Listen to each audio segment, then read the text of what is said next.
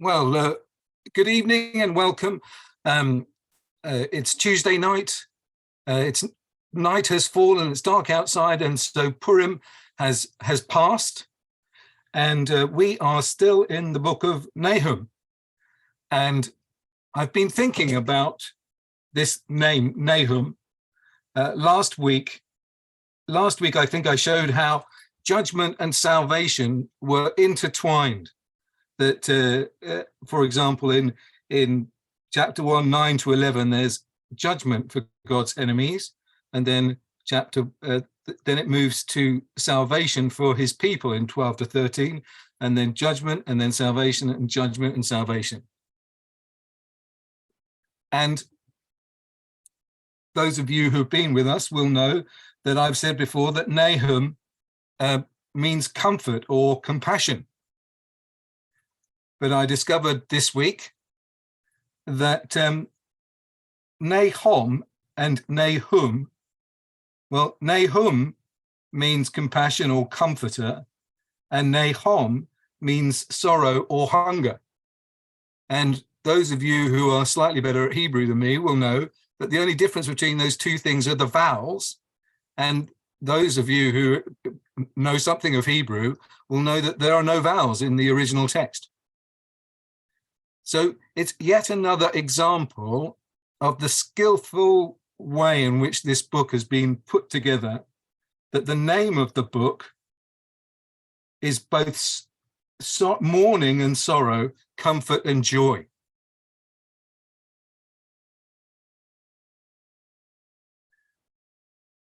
Last week, we looked at this divine warrior who came and saved his people. And I suggested that if you looked at the translation, whatever they plot against the Lord, he'll bring to an end. Trouble will not come a second time. I presented that as a sort of Psalm 2-like story. That why do the nations plot in vain? God will come and judge everyone, and his judgment will be final and perfect. So it started with enemies plotting against God. And as we looked into the center of the talk last week, do you remember, although Assyria was intact and merry, they would be cut down and removed. And then as far as we were concerned, he said, although I afflicted you, I will afflict you no longer. So whether we're being afflicted or not being afflicted, we are in God's hands and we are safe. And then he promised that he would break our yokes, release us from our handcuffs, cut off all the images and the temples and the false gods, and bring us together in chapter 2 to celebrate the festivals. And he says, for God will not again permit the evil one to march against us. He'll totally cut off the evil one. And then do you remember that God taunted his enemies and said,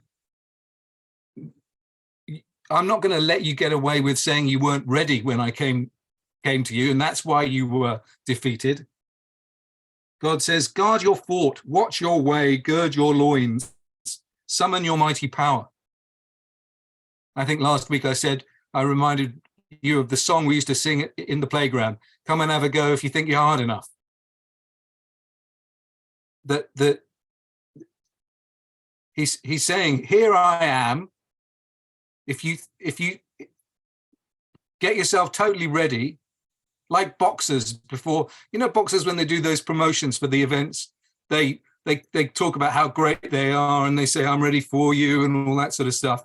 And here we've got two boxers and then they look like they're equally matched, but they're not.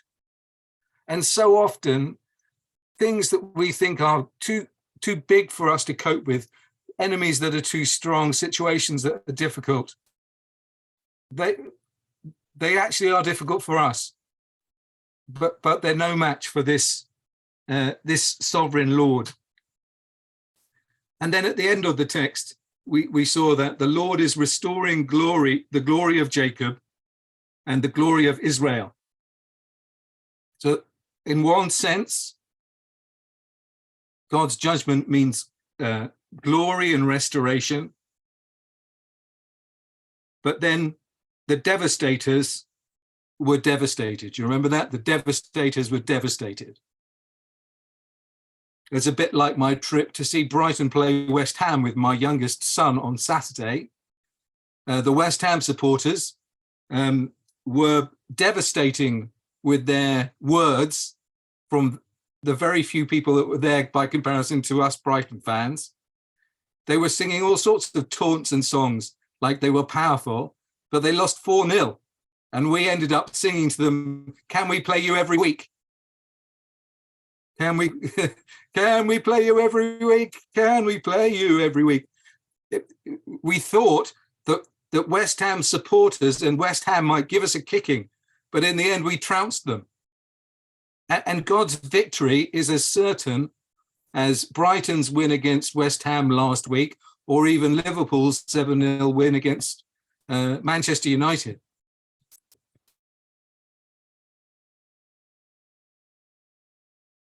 If only we could be as certain of God's promises as we are with last week's football results. But actually, they're infinitely more reliable than those things. Even though those things actually happened, this is something more wonderful and equally as reliable. So as we move into Nahum chapter 2, there are two statements that struck me as bookends for us to think about. In chapter 2, verse 13, it says, "I am against you, declares the Lord Almighty." I'm against you, declares the Lord Almighty. Lord is Lord, Yod-Heh-Vav-Heh, the covenant name of God. Almighty, when they translate it as Almighty, it's the Lord of hosts. If you're still reading a King James or a New King James, it might still have Lord of hosts, but it's the language of God as the head of an army. It's often used when God is leading Israel out to battle. And in 3 verse 5, "I am against you, declares the Lord Almighty." These are the two bookends that struck me as I was looking at the text. And that's what led me to say, if God is for us, who can be against us? Romans 8:31. If God is against us, everything is hopeless. Or perhaps better to think of it as with God there is hope. Without him, it's hopeless. With God, there's hope. Without him, it's hopeless. And the reason that the situation is hopeless for those who reject God is because what we've seen of his power, of the certainty of his judgment. Some of the prophets, Jeremiah, if you remember in Jeremiah chapter 12, which is often called Jeremiah's complaint, he says to the Lord, "You're always righteous, yet I would speak to you about justice. Why do the wicked prosper?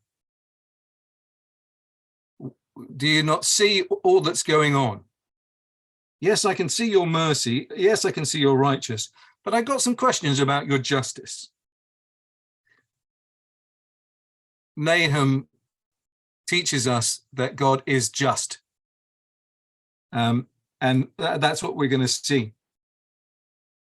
I originally thought of this text as military poetry in motion. Do you remember that song? Apparently in 1961, Johnny Tilston had a hit, in a #1 hit called Poetry in Motion. He says, I love every movement. There's nothing I would change. She doesn't need improvement. She's much too nice to rearrange. Poetry in Motion. Do you remember that song? This is, I love everything about Messiah. There's nothing I would change about him. He doesn't need improvement. He's much too perfect to rearrange. He's poetry in motion. And in this case, he's military poetry in motion. And I said in the e-blast, sometimes prose, sometimes narrative, sometimes just telling the facts isn't enough. I imagine when Ronnie first met Catherine, he probably wrote notes to her, and they probably weren't just bare facts. When Marius wrote to Fiona, when I wrote to my wife, I'm sure Estelle has got a pocket, a huge trunk full of poetry that Peter wrote, only to be surpassed by Yvonne's pile that Mr. Bath had sent to her. When we're in love, we write poetry, because poetry speaks more than the words themselves. And that's what we can see. That's what we'll see in Nahum. It's poetry, as they say in Star Trek. It's poetry, Jim, but not as we know it. It's war poetry. It's poetry. If you have the misfortune of ever watching All Quiet on the Western Front, the film that Netflix produced that won all these awards, it's just the most depressing thing you'll ever watch. I couldn't bear it. Sometimes poetry does a much better job of conveying these things. So I'm going to read you from my Longman translation of chapter 2, from chapter 2, verse 2. Chapter 2, verse 2 is the promise that the Lord will restore the splendor of Jacob and the splendor of Israel. It's a declaration and a promise of God's eternal purpose for the people in the land, for the individual Jacob and for the group Israel. It's one of the brilliant things we're able to say to Jewish people in Temple Fortune when we go out doing door to door. We believe in God's eternal plan for Israel. Then we get this text, which I'll read to you. His warrior's shield is red. The mighty men are dressed in scarlet. Fiery are the carapaces on the horses on the day of array. The spear's shafts are made to quiver. In the streets, the horses run as if mad. They run to and fro in the squares. Their appearance is like torches, like lightning they run about. He remembers his powerful ones. They stumble in their march. They hasten to its wall. The mantelet is set up. The gates of the river are open. The palace melts. The beauty is stripped. She's carried away. Her servant girls moan, sounding like doves, continually pounding their breasts. Nineveh is like a pool of water. Its waters are fleeing. Stop, stop, but they don't turn back. Plunder the silver, plunder the gold. There's no end to treasure, the wealth of all their precious utensils. Desolation, devastation, and destruction. Hearts melt, knees tremble, lions shake, every face turns pale.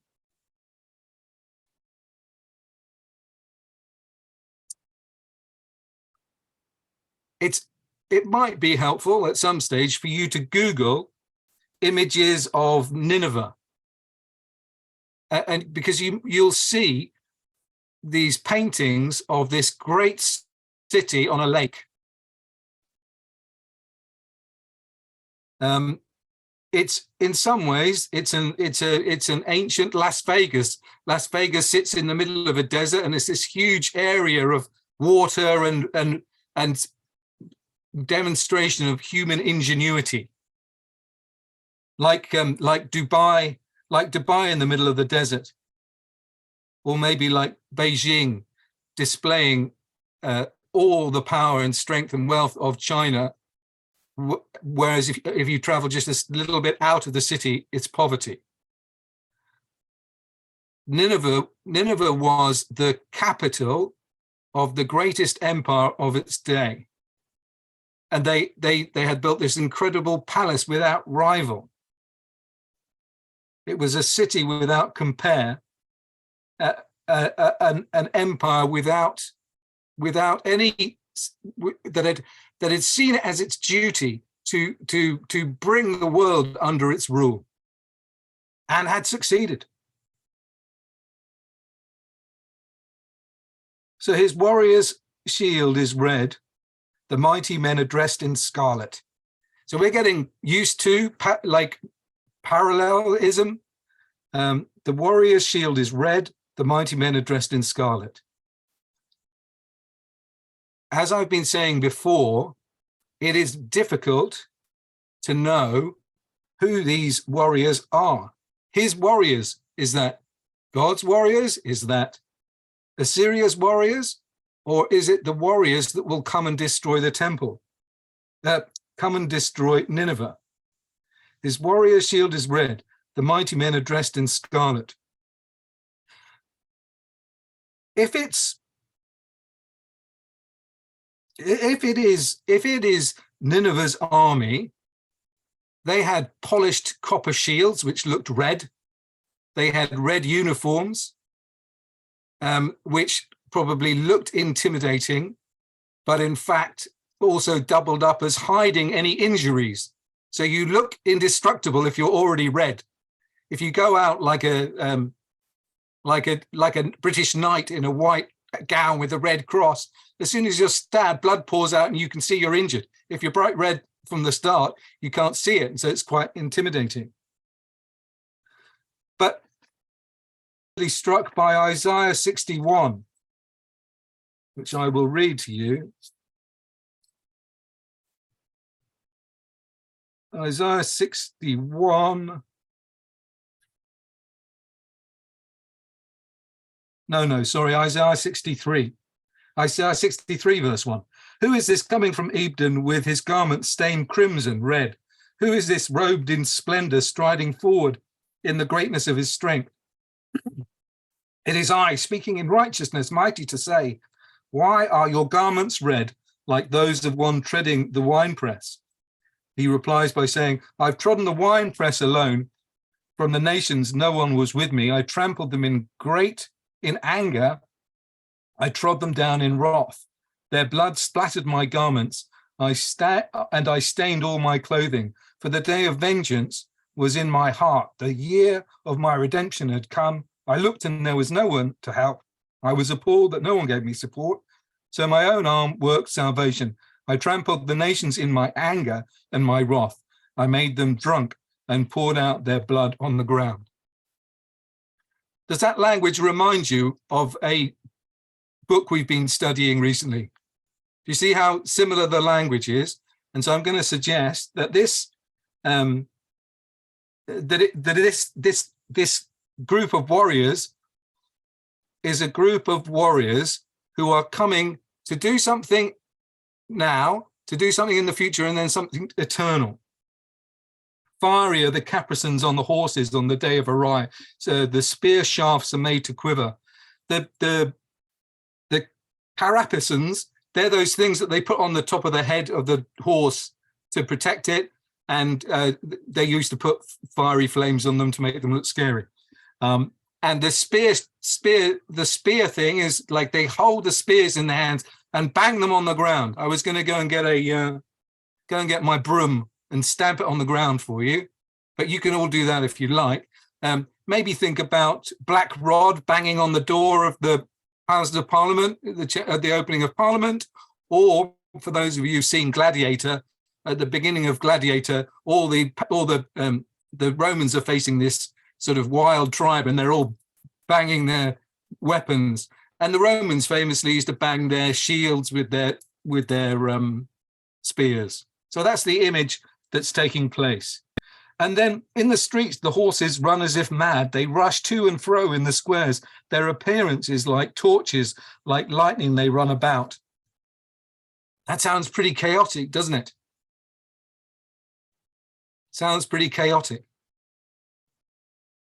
Horses running around as if mad, rushing from to and fro.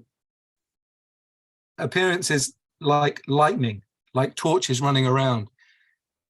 It's the picture of, either it's the picture of an army coming towards a city to attack it, and the people looking out and fearful of what they can see, or it's the people inside running around, now they've seen what's coming from outside. And maybe it's both.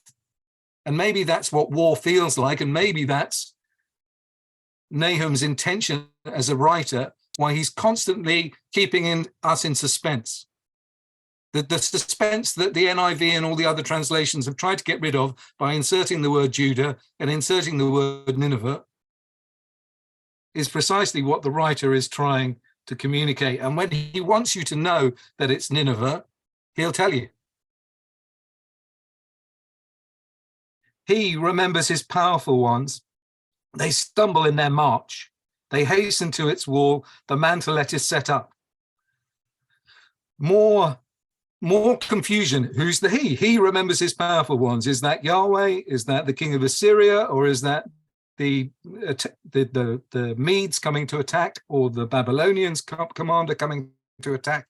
It's a male singular he. But there's a theme, isn't there, in Nahum, that what appears to be powerful in the short term is really powerless in the divine realm. So he remembers his powerful ones. Oh yeah, they stumble in their march. How many of our great schemes seem like great schemes till we march out to do them and then we stumble? But the Lord never stumbles. His plans are never defeated. He doesn't have powerful ones. He is powerful. And this is this constant theme that Nahum is teaching us. And he's often using language from Isaiah, so that if we want more of this information, we can go to Isaiah and see Isaiah make a short story long. So you all know I always run too long. I always take too long to explain things. I like to explain things 6 different ways. I find it helpful for myself, and I hope it's helpful to you. Other people are much more snappy, and they just have a single thing. Well, Nahum is the snappy one. Isaiah is the long one. But the story that Nahum is teaching us is that God doesn't need powerful ones. He's powerful. When God's army marches out, it never stumbles.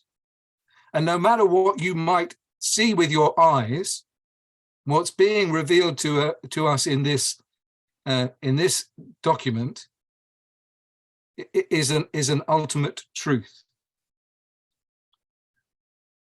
They hasten to its wall. The mantelet is set up. There's almost as much war over what this bit means in the commentaries as there was between the Assyrians and the Babylonians. No one can agree as to whether it's people burrowing through the wall, whether it's people on the other side putting up supports, whether it's a cover that protects people that are burrowing into the wall in order to penetrate the city.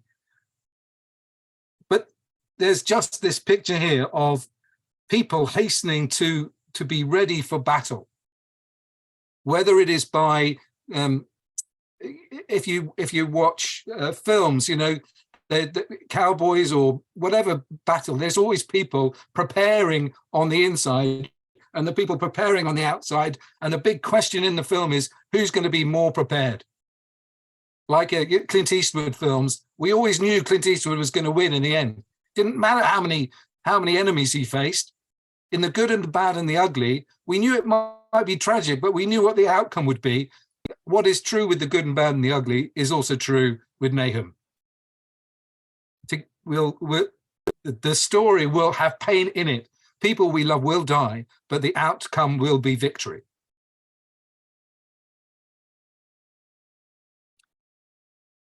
The gates of the river are opened and the palace melts.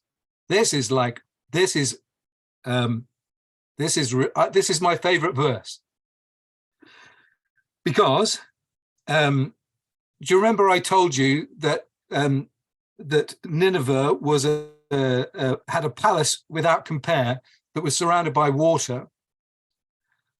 The water had been created by dams.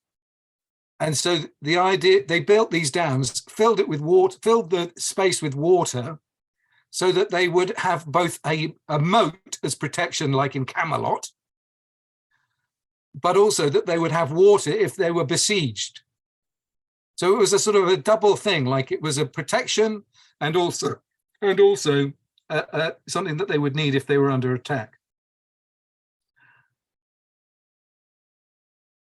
Nahum says, the gates of the river are opened and the palace melts. This palace was higher than the river Tigris on which the city sat. But when Nineveh was finally penetrated, they did it through a flood.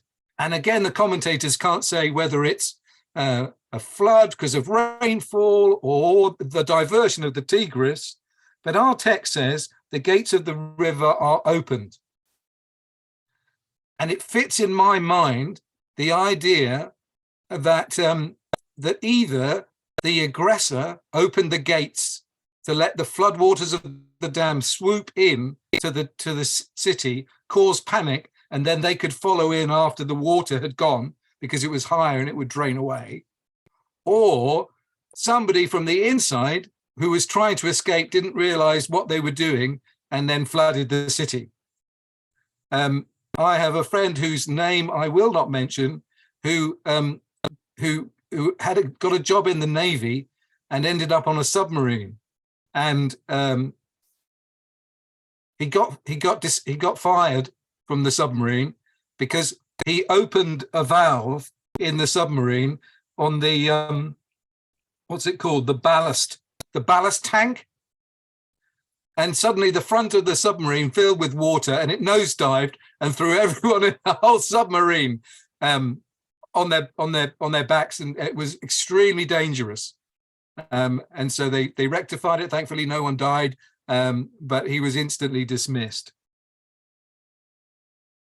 There's a picture here of the thing that was supposed to be security being used against them in judgment. It's a Bible judo move where God uses the seeming strength of this city to overcome it. He does that quite often. And then there's just this idea that this great palace melts in the water. It's swept away like a house built on sand, as Jesus might say. The river is opened and the palace melts. It says in my NIV, then it says that it's in verse 7 is, it is decreed that the city be exiled and carried away, its slave girls moan like doves and beat upon their breasts. And they've had to insert words to make that say that. The Hebrew says, the beauty is stripped, she is carried away, her servant girls moan, sounding like doves continually pounding their breasts. Well, here's a connection to Purim. The god of Nineveh, one of the gods Nineveh had was the god of beauty, Ishtar. It's the name that Esther had taken on. And you see the connection with beauty and love. You know, Esther was more beautiful, more attractive, because she was like the god, like this goddess. Once the walls had been breached and they were inside the city, the nation, the way of war was that you would take the god, their primary god, and drag it off with you. So here, beauty is stripped. Beauty is stripped of its beauty and is carried away powerless. Do you remember that this can even happen to Israel? Remember the Philistines captured the ark, and they put it in their shrine with Dagon, and Dagon kept falling on his face every night and ended up in pieces. It's supposed to show us that God can defend himself. But all the other gods are false gods. So this one is carried away. And servant girls, they might have been more than just servant girls, if you know what I mean. Temple prostitutes is a very likely occupation for these girls. And now the thing that they had been, just imagine what that must feel like to have everything that you centered your life and identity on swept away. And so it asks us the question, what gods are we building our identity on? Because ultimately they will be swept away if they're not the God of Abraham, Isaac, and Jacob, if they're not the sovereign Lord, if they're not Yod-Heh-Vav-Heh. Nineveh is like a pool of water. Its waters are fleeing. It's so brilliant. It's like the moat that ran away. It's the moat. Literally, it's as if the moat ran away. Like it's the moat looked very brave. It was going to keep everybody away. But in reality, the moat ran. Nineveh looked powerful with its big lake. But once the water was pouring out of it, there was nothing to stop it. The waters were fleeing. People shouted, "Stop, stop," but they didn't turn back. The water becomes a picture of the false gods exposed and God sweeping through in judgment. Plunder the silver, plunder the gold. There's no end of the treasure, the wealth of all their precious utensils. Do you remember the disciples as they left the temple? They looked up and they saw this great building and all the color and everything, and they were very impressed with the building. And Yeshua says to them, all these stones will be torn down. This is not the temple that we're really looking for. The great wealth of nations, the great treasures, the great silver and gold, they are nothing compared to the treasure of Revelation 19, 20, 21, this new creation that will make even the time of Solomon, where silver was like copper or gold was like commonplace. Something far greater awaits us. But what awaits God's enemies is desolation, devastation, and destruction. You might have, she is pillaged, plundered, and stripped in your translation of verse 10. But I've got this kind of alliteration: desolation, devastation, destruction. That is the end of time, folks. That's where we're heading. That's where we would be heading, but for the grace that's been shown to us. And given that desolation, devastation, and destruction that we deserve, it reminds me to be grateful, no matter what my affliction might be. Remembering that he is the one who afflicted me, and he is the one that will heal me. That I'm never outside of his plan, never outside of his hand, never outside of his care. But hearts will melt, knees will tremble, joints will shake, and every face will grow pale when this judgment is revealed. And as believers in Yeshua, as people trusting in the gospel, in this good news that is brought from the mountains in chapter 1, verse 15, is finally revealed in God's judgment, then we will be vindicated. But the fate of God's enemies and foes is terrifying. Wolves in sheep's clothing will not survive, like the man who went into the wedding without the wedding clothes and was thrown out into the weeping and gnashing of teeth. The last little section is a section all about lions. It's not like the Lion King, Hakuna Matata, and the Circle of Life. It's a story about lions with a terminal full stop. It's not a circle, it's a terminal full stop. Chapter 2, verse 12.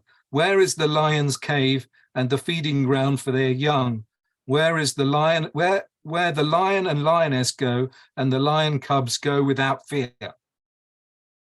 It's a rhetorical question. They've gone because, as we just read, Nineveh has been swept away.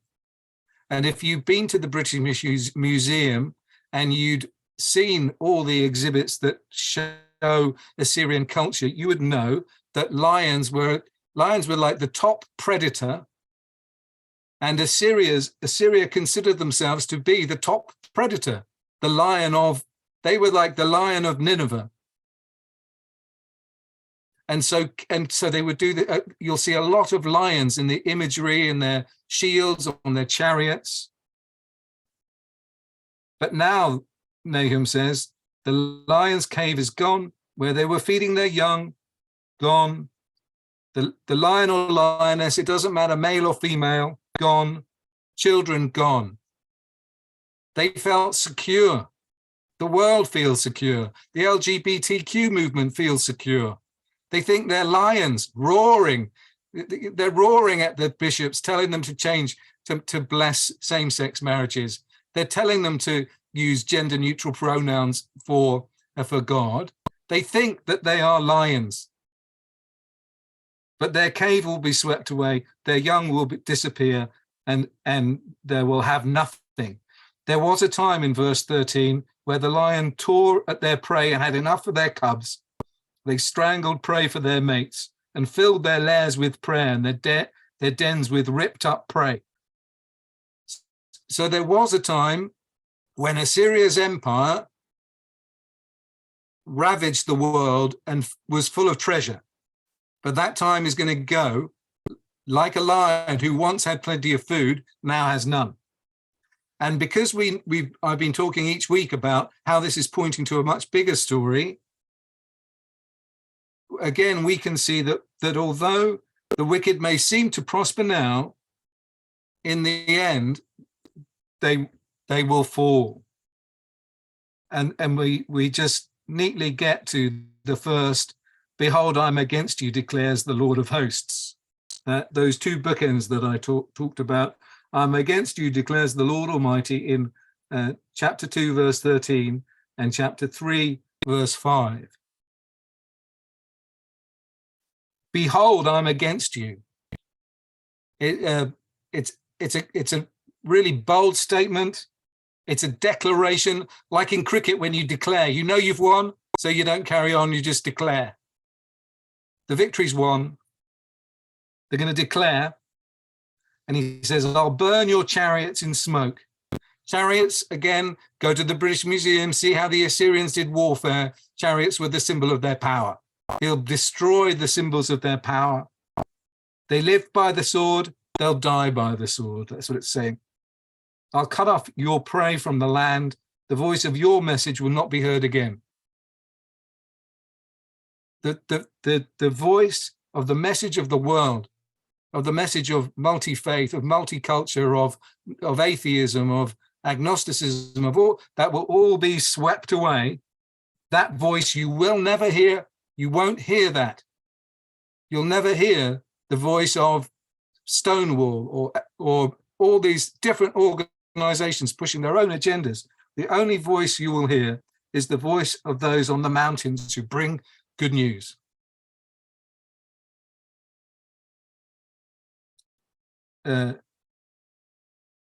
Forgive the pun, but the divine lion is the main man. The divine lion is the main man. You know, like lion got a mate. Oh, well, never mind. The divine lion is the main man. His tail is a tail of victory. You know, because lions have. Okay, never mind. His teeth have got eternal bite. His roar will be the last word. Maybe I'll quit while I'm ahead. I think we've seen this idea that God is sovereign, that he's working out his plans in his time. And no matter what we might see with our eyes, he's sovereign. He will bring us to this great celebration described at the end of chapter 1. And it's not just Nineveh will fall, but everything evil. The words of Revelation 20, where there's no more sickness, no more pain, no more sorrow, no more death. That's all being swept away. Nineveh is a picture of all that evil, and it's being swept away, and we're being invited into a community without that, where we can celebrate forever. And as we lift our hearts to this image, it gives us the courage to live lives worthy of the calling that we've received. So I hope that's been helpful. If you're struggling, look up to this great thing. If you're not struggling, it's only a partial experience of what you will be celebrating. For the moment, probably some of us feel a bit like Malcolm, dragged into the story when they don't want to be in it. Some of us are happy in the story, but in the end, we'll all be happy. We'll all know our place, and we'll have a contentedness that we could never ever achieve through the way of the world. Amen.